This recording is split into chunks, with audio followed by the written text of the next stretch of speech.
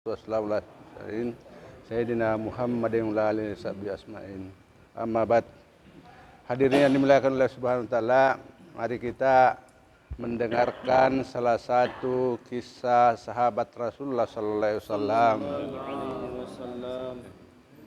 Kisah salatnya Sayyidina Hubaib radhiyallahu anhu ketika akan dibunuh, dan syahidnya Sayyidina Sa'id dan Sayyidina Asim radhiyallahu anhuma.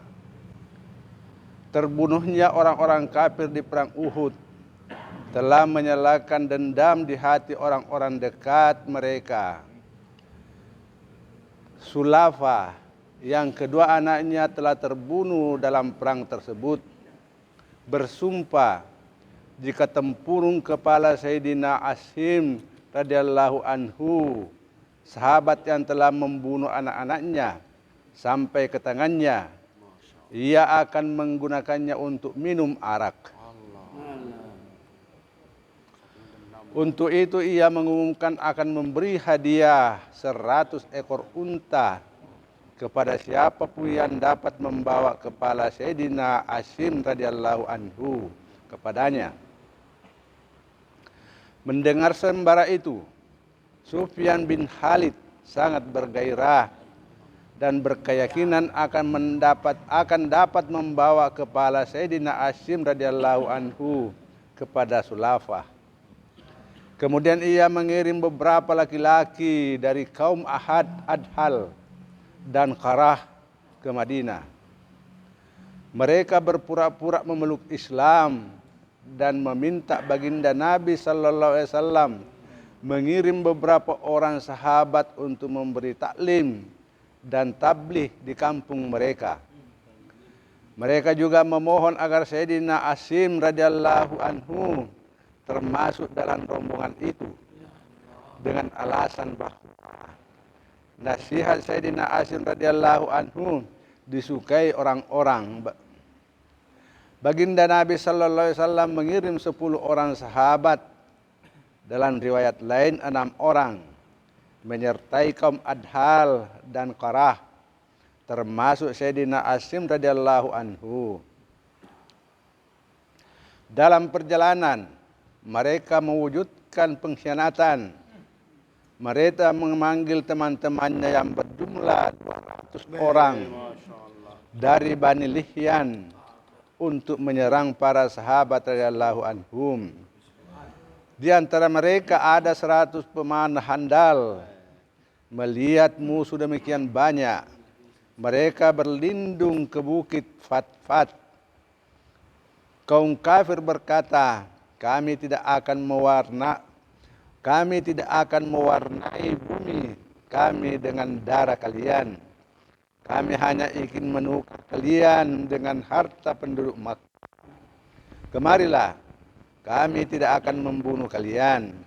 Sahut para sahabat radhiyallahu anhum, kami tidak mempercayai janji orang kafir. Maka para sahabat radhiyallahu anhum mulai menyerang mereka dengan melepaskan anak-anak panah. Ketika anak panah telah habis, mereka pun menyerang dengan lembing. Sayyidina Asim radhiyallahu anhu menyemangati kawan-kawannya, mereka telah menipu kalian. Jangan panik. Yakinlah bahwa mati syahid kalian dan para bidadari surga sedang menunggu kalian. Sambil berkata demikian, ia menyerang musuh dengan gagah berani sampai patah lembingnya. Kemudian ia menggunakan pedangnya. Namun karena musuh sangat banyak, ia pun gugur sebagai syahid. Pada akhir hayatnya, ia berdoa, ya Allah, sampaikanlah berita kami kepada baginda Rasulullah sallallahu alaihi wasallam. Doa tersebut langsung dikabulkan oleh Allah Subhanahu wa taala. Saat itu juga baginda Nabi sallallahu alaihi wasallam mengetahui kejadian tersebut. Karena Sayyidina Asim radhiyallahu anhu mendengar kabar bahwa Sulafa berniat berniat menggunakan tempurung kepalanya untuk minum arak. Maka saat kematiannya ia berdoa, "Ya Allah, telah kukorbankan kepalaku di jalanmu, maka selamatkanlah kepalaku." Allah Subhanahu wa taala menunaikan doa Sayyidina Asim radhiyallahu anhu. Ketika orang-orang kafir berniat akan memenggal kepalanya, Allah Subhanahu wa taala mengirim sekumpulan lebah untuk melindungi mayat Sayyidina radhiyallahu anhu dari berbagai arah, sehingga musuh gagal memenggal kepalanya. Akhirnya saat itu juga mereka meninggalkan mayat Sayyidina Asim radhiyallahu anhu dan akan mengambilnya malam hari jika sudah tidak ada lebah. Namun malam itu turun hujan lebat sehingga banjir menghanyutkan mayat Sayyidina Asim.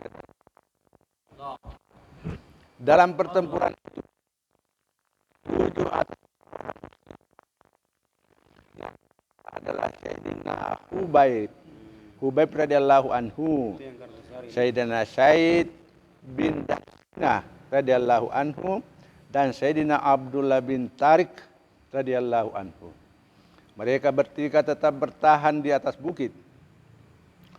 Orang-orang kafir terus membujuk mereka, "Turunlah kemari, kami tidak akan ingkar janji." Akhirnya mereka mempercayai janji musuh itu. Mereka turun dari bukit. Begitu sampai di bawah, orang-orang kafir melepasi tali busur mereka. Sayyidina Abdullah bin Tariq radhiyallahu anhu berteriak, "Ini awal dari sebuah pengkhianatan. Aku tidak akan pergi dengan kalian. Aku lebih menyukai mati syahid beserta teman-temanku." Musuh pun memaksanya berjalan, tetapi tidak bergerak. Mereka pun membunuhnya. Akhirnya tinggal 2 orang sahabat, Sayyidina Said bin Tasnah radhiyallahu anhu dan Sayyidina Hubaib radhiyallahu anhu. Keduanya dibawa ke Makkah dan dijual kepada penduduk Makkah. Sayyidina Said bin Tasnah radhiyallahu anhu seharga 50 ekor unta untuk dibunuh sebagai balas dendam atas kematian ayahnya.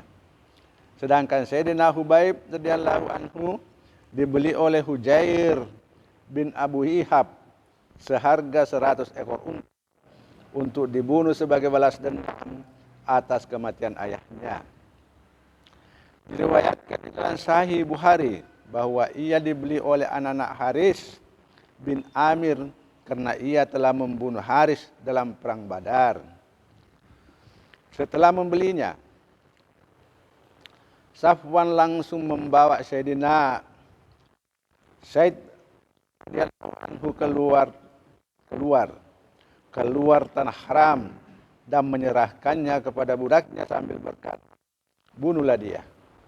Kemudian untuk memuaskan hatinya, ia akan menonton pembunuhan bersama sekumpulan orang, termasuk Abu Sufyan.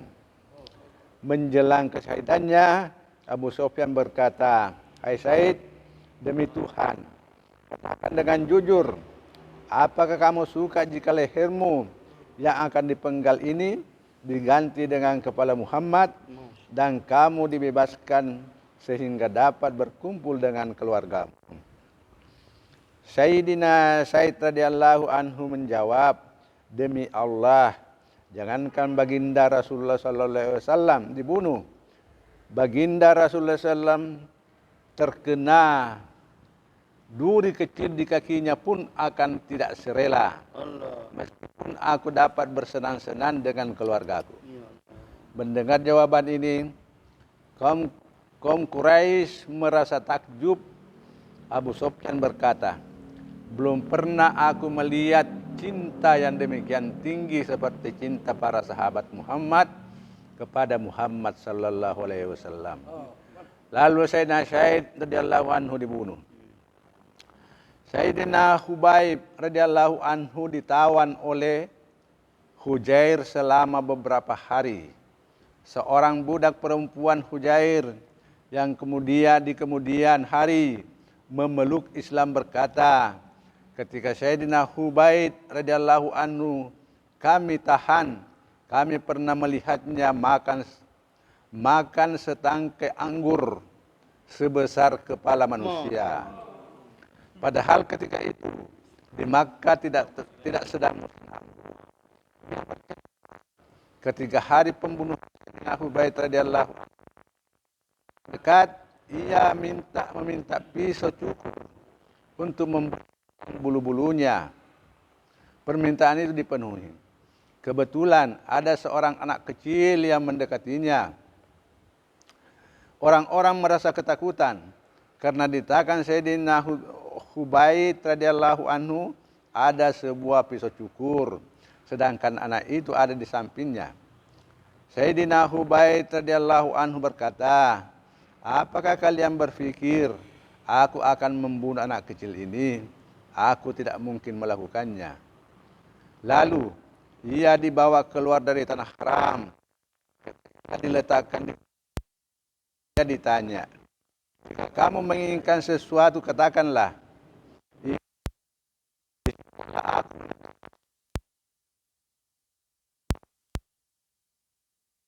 tinggalkan dunia fana ini untuk menemui Allah Subhanahu wa taala.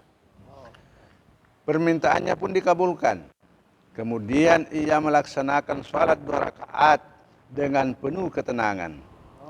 Setelah selesai ia berkata, seandainya aku tidak khawatir kalian menyangka aku takut mati, niscaya aku akan menambah salatku.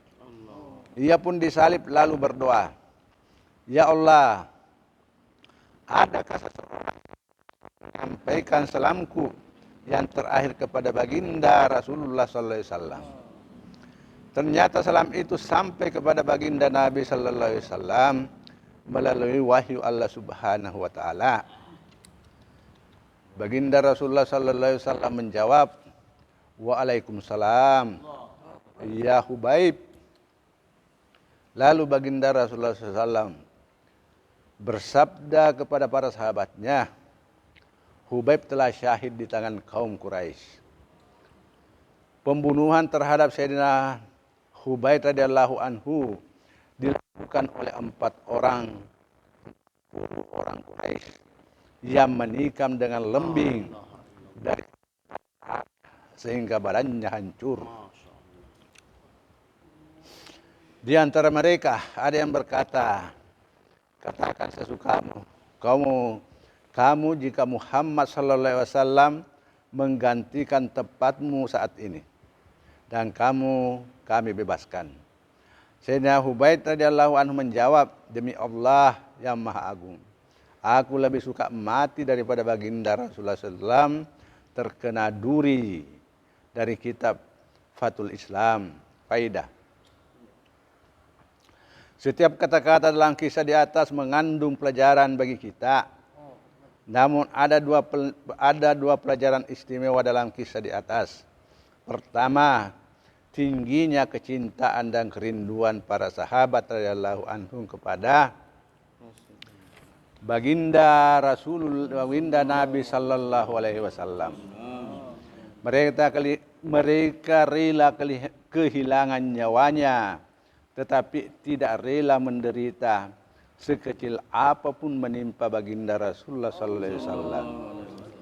Sebenarnya orang-orang kafir hanya ingin mengetahui sejauh mana kecintaan Sayyidina Hubaib radhiyallahu anhu kepada baginda Rasulullah sallallahu alaihi wasallam dengan pernyataan langsung dari lisannya dalam keadaan seperti itu. Karena seandainya Sayyidina Hubaib radhiyallahu anhu menerima tawaran itu, mereka pun tidak mampu menyakiti baginda Rasulullah sallallahu alaihi wasallam. Kedua, kisah ini menunjukkan betapa mereka sangat mengagungkan, mencintai salat pada di akhir hayatnya. Seorang akan ingat istri dan anaknya, ingin melihat wajah mereka, dan menyampaikan salam dan pesan kepada mereka. Namun para sahabat radhiyallahu anhum di akhir hayatnya mengirimkan salam kepada Rasulullah sallallahu alaihi wasallam, dan yang terakhirnya adalah mendirikan sholat. Demikianlah satu kisah dari sahabat Nabi Rasulullah sallallahu alaihi wasallam. Mudah-mudahan apa yang dilakukan oleh sahabat bisa kita tiru-tiru dan contoh-contoh, insyaallah.